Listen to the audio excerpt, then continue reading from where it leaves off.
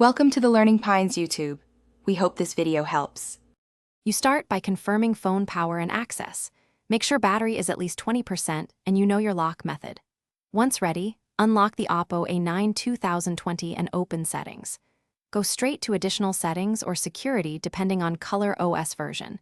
This is where emergency call behavior is controlled. You're doing this now to avoid delays later.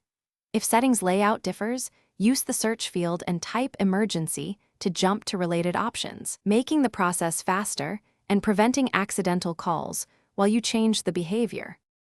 Once inside security or additional settings, find emergency SOS, emergency calls, or power button shortcuts. Color OS places the toggle under safety and emergency on some builds, so you search if needed. When you see emergency SOS or the power button quick call option, tap to open and disable the long press or rapid press sequence that triggers a call. Make sure both lock screen emergency dial and power menu direct call toggles are off, because some versions have two separate switches that both must be disabled to stop accidental emergency dialing.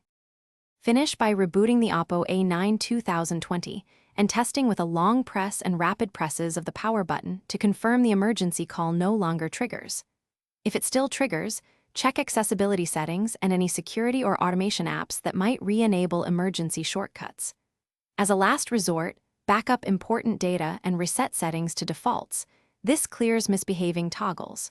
Troubleshooting tip: if emergency calls persist after reset, update Color OS or contact Oppo support. Firmware-specific behavior can require. Thanks for watching. Consider subscribing if we helped you.